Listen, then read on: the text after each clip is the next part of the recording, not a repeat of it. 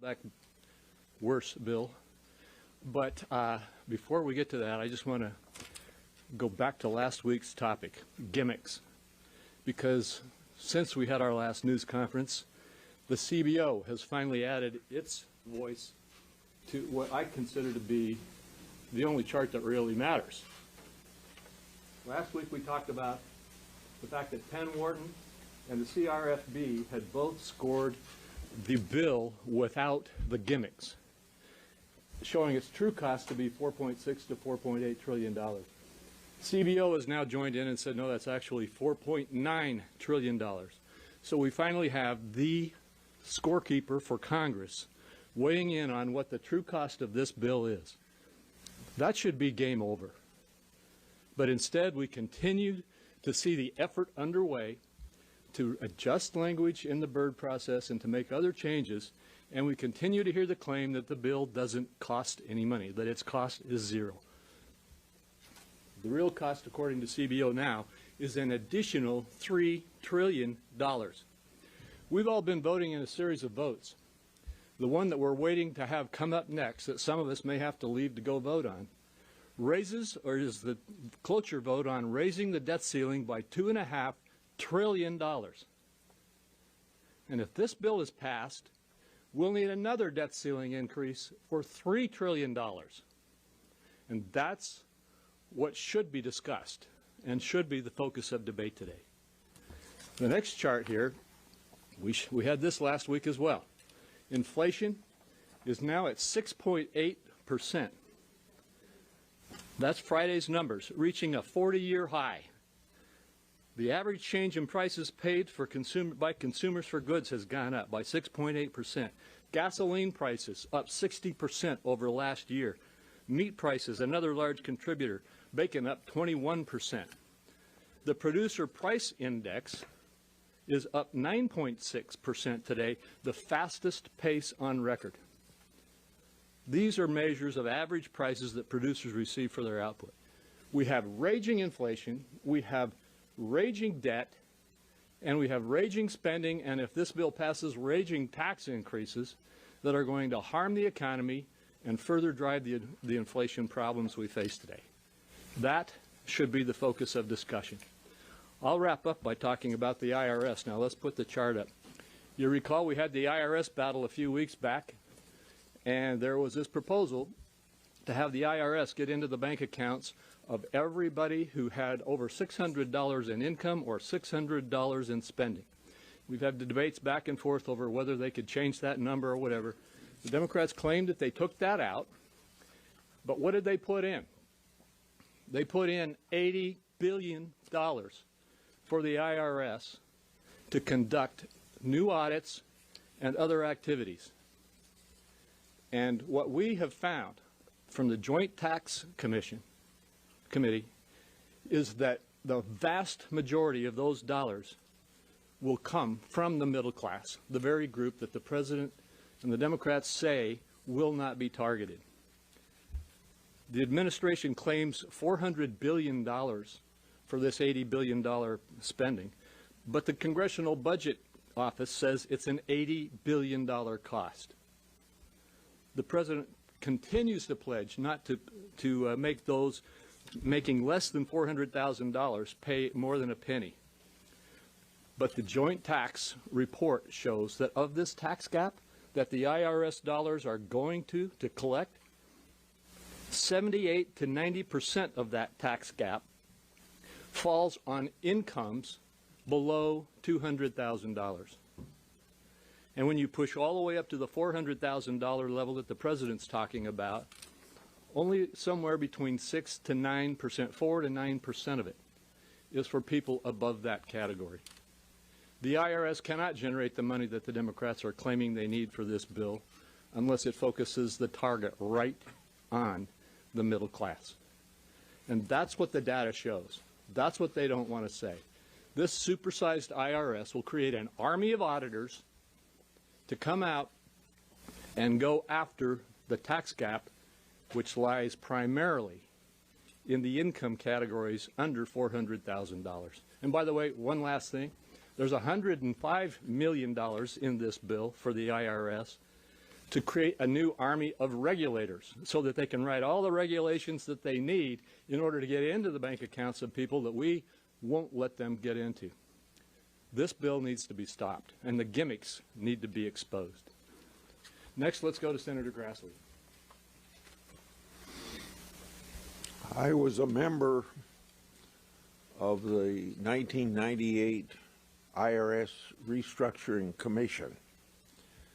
That was set up primarily because small business was being harassed by the IRS. Everybody wants to take on the big corporations, but they got enough to defend themselves. But it's easy for the IRS to take on small business because it's easier to pay than it is to pay to defend yourself.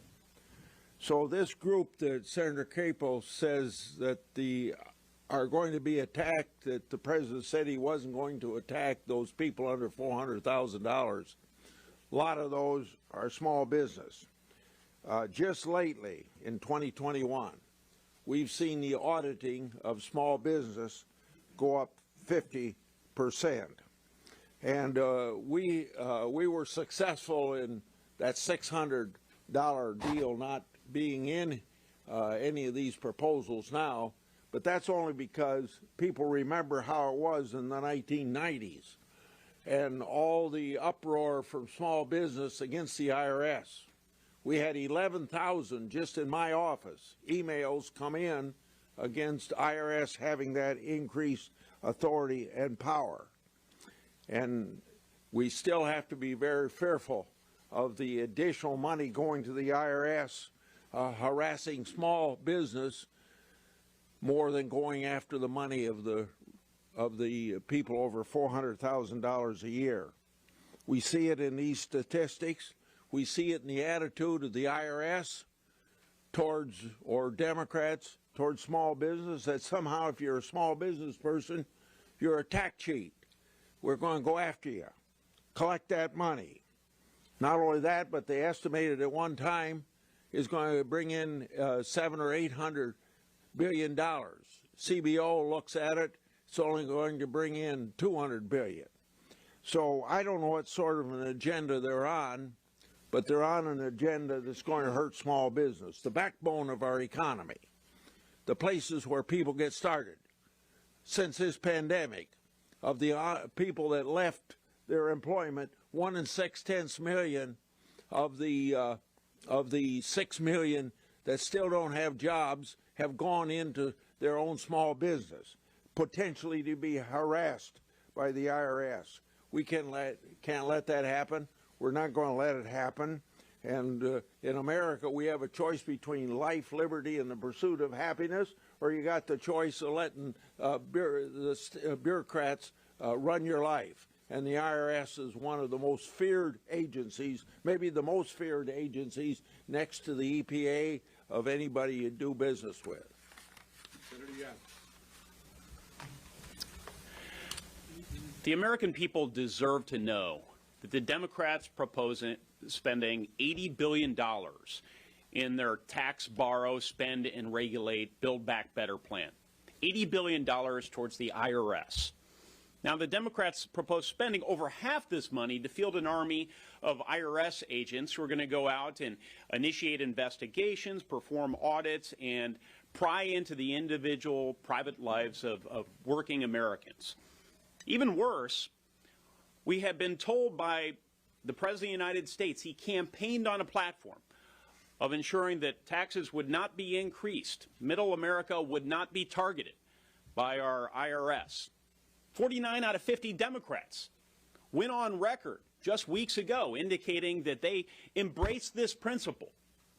But we know that most of this $80 billion will be used to enhance the ability of the IRS to target middle Americans. That promise will be broken. Yet another. Nearly 6 months since ProPublica leaked private, legally protected taxpayer information, at a time when there's a peak level of distrust of the Internal Revenue Service, Democrats want to increase the power of the IRS to insinuate themselves into the private lives of ordinary Americans. Now look, this is the wrong idea at the wrong time. We are in the middle of a pandemic. We have supply chain problems. We're experiencing cost inflation across a range of consumer goods.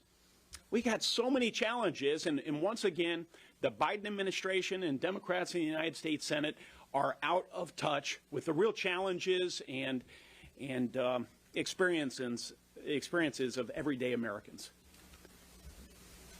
Senator Scott. First off, remember when Biden said this bill wouldn't cost anything? As Senator Crapo said, that's not true. Look at all these numbers. It's going to cost us trillions of dollars, and we're going to have unbelievable deficits. Then you look at the inflation, whether it's the CPI or the PPI. I mean, this is ridiculous. What it's going to cost people to just to live in this country. It's not the rich that get hurt; it's the poor that get hurt. And now this targeting this additional money for the IRS to target all Americans is absolutely wrong. I mean, this is exactly what it's going to do. It's going to target our families. It's going to target our small businesses, and it's going to go after them to get them to pay more money. I'll give you. I mean, think about the IRS. The IRS can't keep information confidential. They don't do that. There's breaches. They've released information through ProPublica. Then on top of that, now what they're doing, if you haven't heard from people all around the country, when you ask for your refund, you have to give them a selfie so they can track you. I mean, this is our IRS now is acting like Big Brother. They want to have your picture. They want to have all your information, know exactly who they're talking to. Remember when it was your money, you have a refund, they would send it back to you in a check, not anymore. You have to give them private information to even get your money back. It's the wrong thing to do to pass this bill. It's the wrong thing to do to give the IRS $80 billion more money to target Americans. Senator Capito. Oh, thank you. Well, I think that my colleagues have been very eloquent in stating why this is not just a bad provision, but a bad bill.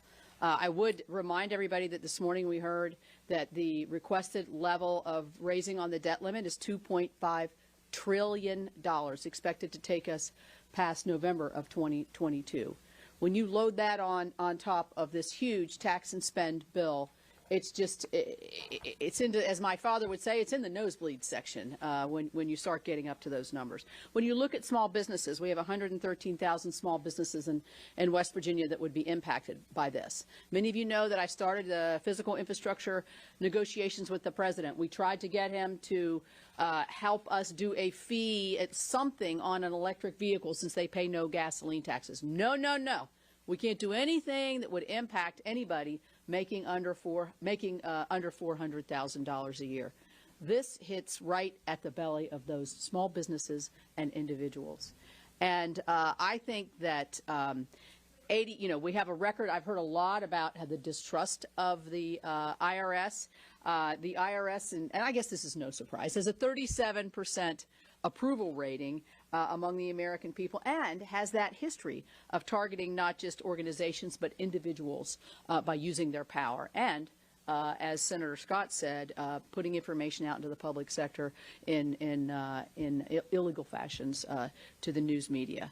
So I think that they can move the numbers around and take out the fact that they're not going to look at your bank account if you make $600. I'm not sure that's totally out. Maybe they'd move the figure up to $1,000 or some other way. The invasion of privacy into individuals and small businesses is something that we hear about every day, and I think would devastate our economies. And think of the cost that this is going to be to small businesses, not only just being audited, but the time and energy and money it takes to answer. And let's say when you saw the average amount of recouped tax in some of the smaller businesses in the summer and some of the lower incomes, it's $20, $25. It's going to cost them thousands of dollars to be able to answer this.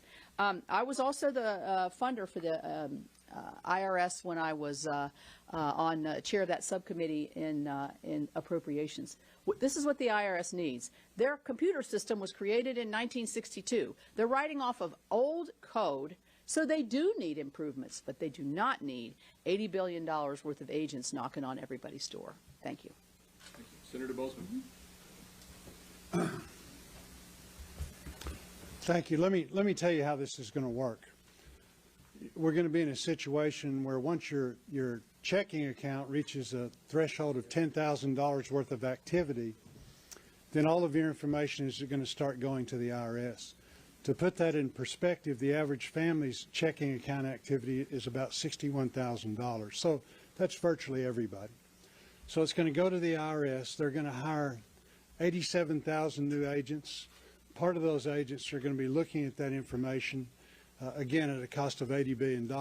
At that point, if they see something that they don't like, they're going to start sending you a threatening letter. This is happening now if you run afoul of the IRS.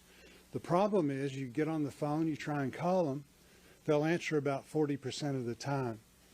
If you are fortunate enough where they answer the phone, it's not uncommon at all to be put on hold for an extended period of time. They actually have a thing after about 45 minutes. They have what they call a courtesy disconnect, where they hang up on you because they're trying to preserve your time. I was visiting with the accountants a couple weeks ago. One of them, literally important case, trying to get through. The IRS won't see you in person. All of this is done by phone. Important case, was on the phone for 4 hours. They tried to hang up on her, and she literally broke into tears.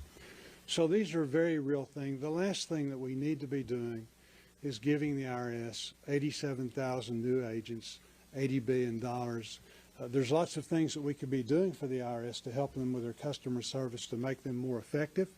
There's a tremendous amount of stuff going on now that with the current resources that they have, that they could be much more effective in collecting.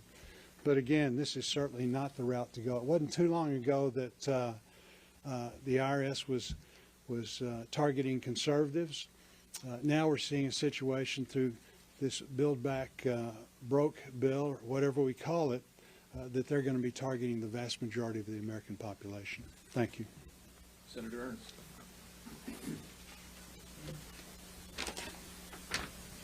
President Biden and our Washington Democrats here continue to falsely claim that the reckless tax and spending bill is going to cost $0. But as you see from the chart and what we heard from in last week's CBO score announcement, they were proved wrong. The bill will increase our nation's debt by $3 trillion over a decade. So it's very clear to all of us that this massive package is full of all kinds of budget tricks, the budget gimmicks that will not come close to footing the bill for the radical tax and spending for the federal government. And one of these proposals includes their plan to literally weaponize the IRS. Again, 87,000 new IRS agents who will be snooping around in our bank accounts. And let's be clear who's going to be impacted. Everyday Iowans, our Iowa families, our small business owners, they are already struggling to make ends meet under this Biden economy. And this is yet another harmful way that the Democrats are punishing hardworking Americans at the expense of their far-left priorities. Senator Holden. So the Democrats have a big tax and spend bill, and they want $80 billion to have a big IRS to go out and collect the big taxes in their big tax and spend bill. That's exactly what's going on here. And I think if you listen to Senator Bozeman, you heard very clearly what that means for everyday Americans. And even with their $80 billion increase for the IRS and their big taxes, they still don't even begin to pay for their big spending. Think about it. They've got a bill that's got 10 years worth of taxes, but only a few years worth of their programs, right? And so they're saying on that basis it's about a $400 billion deficit. But we all know that those spending programs aren't going to stop after a few years. Don't take my word for it. Ask the Democrats that put forward the bill. Ask them, are they going to stop those spending programs in just a couple years? Of course not. And so if you have 10 years worth of spending, which they fully intend to do, against their 10 years worth of taxes, the cost of the bill is almost $5 trillion, $5 trillion, and it increases the debt by more than $3 trillion. And, oh, that's CBO's number. That's CBO's number. And how about the timing? How about the timing? We just got the report that the consumer price index went up 6.8%, right?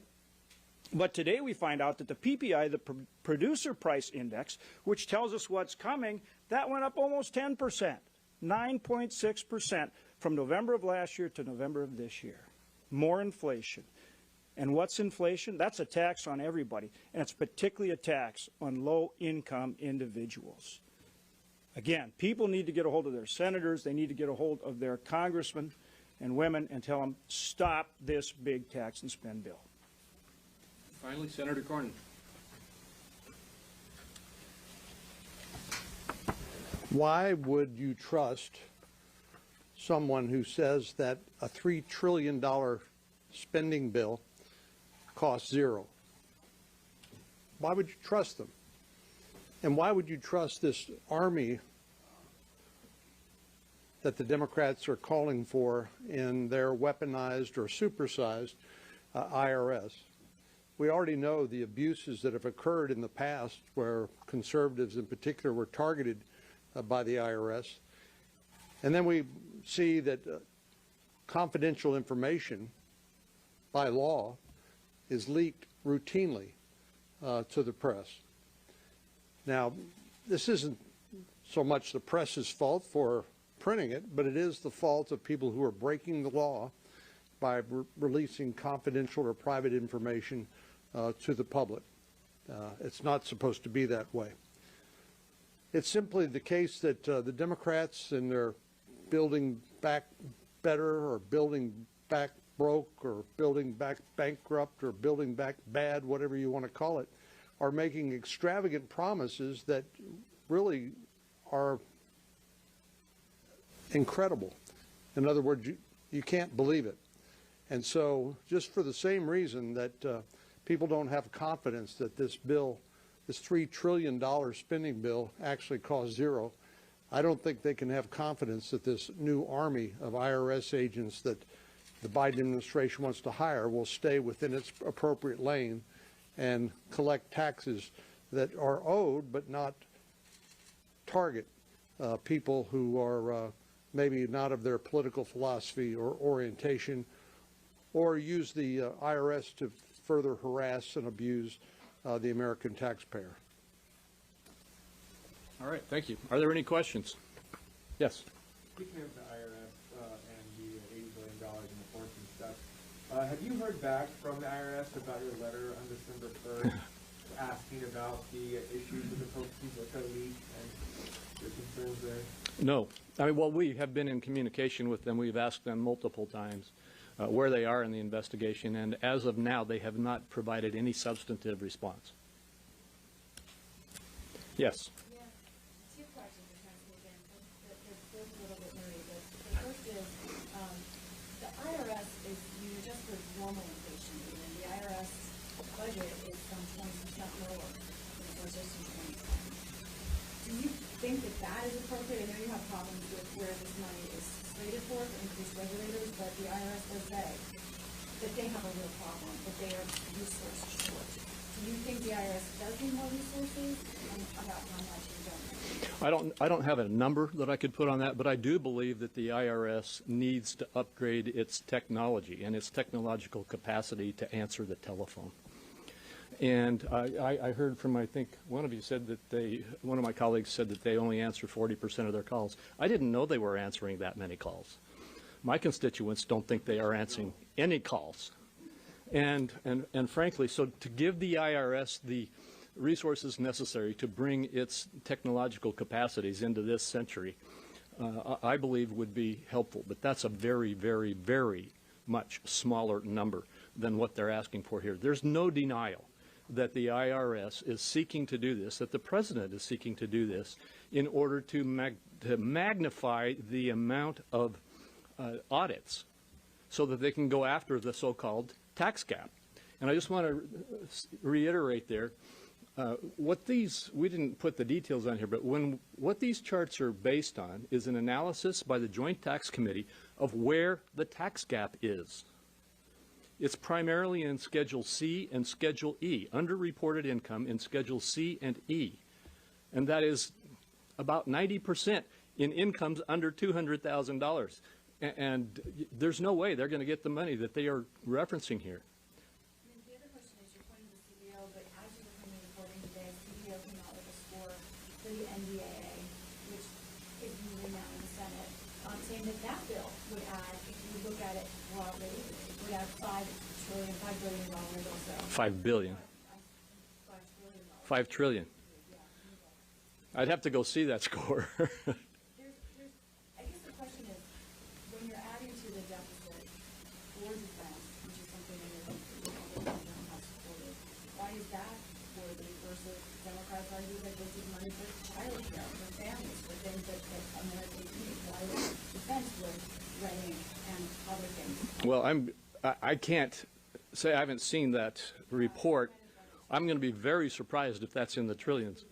And it is true that our defense has been underfunded, in my opinion, for a significant amount of time, and I believe we are trying to just keep them up with inflation.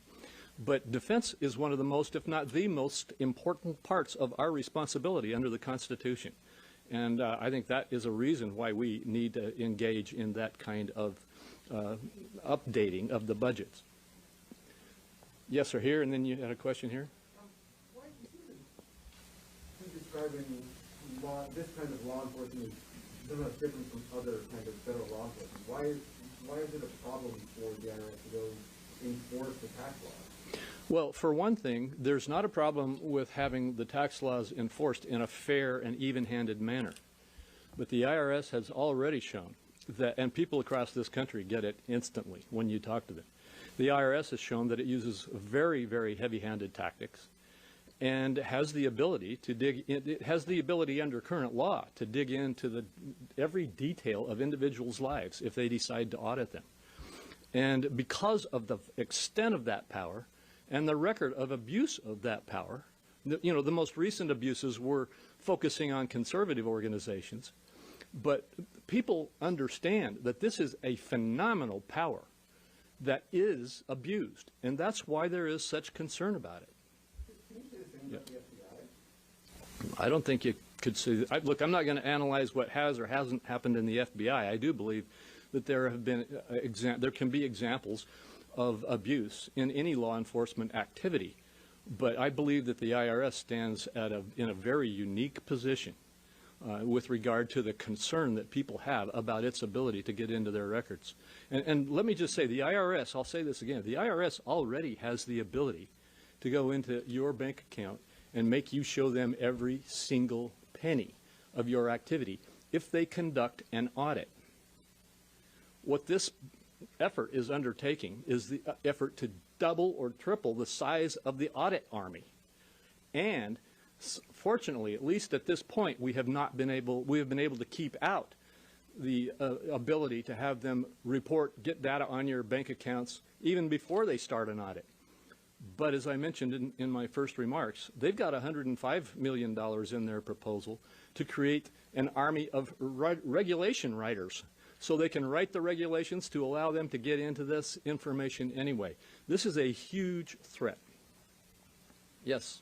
Should the IRS go after the tax cap? You cited that most of it's for people under 200,000. Do you see that as a problem, or because it's relatively, not for people who only contribute to the I believe we should have full tax compliance. I don't have any problem with that. One of the things that the IRS has indicated to us is that if they can get their technology into this century and get to the point where they can answer their phones and can work with law-abiding citizens, that they can help people more accurately prepare and file their taxes, and that this underreporting in Schedule C and E is expected to go down. I believe that that kind of effort to help taxpayers, not to punitively, aggressively attack taxpayers, would be very productive. And I think that we should do what we can to help taxpayers, honest taxpayers, find the way to pay their true taxes. For those who actually cheat on their taxes, yes, I believe they should be found. And I believe that they should be made to pay the taxes that they owe. Yes? To be clear, there is an agreement with the premise that there is a large an amount of people that are evading taxes. And if so, is there just maybe some guardrails that can be added to this legislation that make Republicans more comfortable? Yes. The answer is yes. Senator Brady and I have introduced legislation to do exactly that, to put guardrails around what the IRS can and cannot do. For example, to prohibit, I'm not quite sure if we got all of these provisions in our bill, but I've put out proposals for these guardrails, prohibit targeting people because of their political beliefs, to prohibit random abusive utilization of the authority to go into people's lives through audits. And frankly, there are things that we could do, given the president's comments that he doesn't intend for this $80 billion to have any impact on anybody making less than $400,000. We could, and probably will, bring an amendment on the floor to do exactly that, to prohibit the utilization of these dollars to go after any taxpayer who earns less than $400,000. I mean, there's a lot of things that could be done to put protections in place. Yes. There are conversations underway to try to get that accomplished. Can I say one thing? Yes, and then probably just one more question after that. I don't think the argument is whether or not people should pay their taxes. Certainly they should do that at all levels. The question is, how do you enforce that? People should keep all of our laws, but we don't have people coming into our homes, you know, searching around, trying to find evidence that we've done something wrong.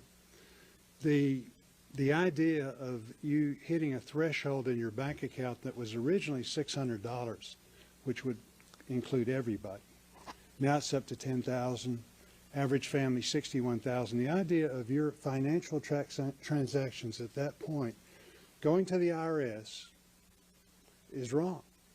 You know, that's your business, unless they have evidence that you've done something wrong. The other problem is once you centralize that information, the IRS, the rest of our agencies are notorious for actually making it such that that information is not breachable. So instead of it being disseminated all over the country at various banks, all of a sudden it goes to one centralized location, and that's a recipe for the Chinese, the Russians, whoever, for some industrious hacker to get that information. So there's all kinds of things that are wrong about this.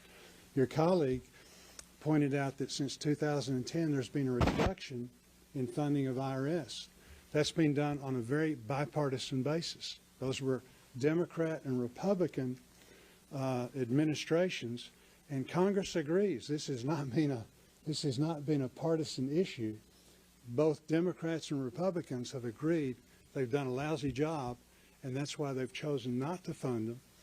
So the idea of hassling, and then two, not following up in a meaningful way, where the other part of the hassle is just enduring the crisis that comes with that as you're in the process of contacting them and working it out, is simply not right. Thank you. In fact, we'll go here for the last question, and then we both have to get down to the floor for the debt limit vote. I wanted to ask you, I know you've been hearing from Canada and Mexico about how upset they are that the electrical diesel tax credit would be for cars only built in the United States after 2027 and would be richer for cars built in the United States before that. And they're threatening to put tariffs on our exports as a result if that goes through. I wanted to know what your thoughts are on preferencing American-built cars, and also your thoughts on what influence you or other Republicans can have in that regard, given that none of you are expected to vote for the bill. Well, to answer the last part of your question, unfortunately, we are not being listened to by the administration on that or virtually any of the other issues that we have with the bill. This is a cram down. And, you know, that's what happens in reconciliation quite often. With regard to what our policy should be for American-made vehicles, I'm all in favor of supporting American-made policies. That being said, we have trade agreements with key allies, and those trade agreements create legal and, I think, enforcing parameters around which how we can deal with our made in America issues. And this goes far beyond vehicles. We need to stay within those legal binding agreements that we have. And you are right. I've been contacted personally. I think every member of Congress has been contacted personally by the governments of Mexico and Canada, who are alarmed at what we are doing in this legislation that will violate our relations with them on trade. And that's a very critical matter that we need to take into consideration. Thank you, everybody.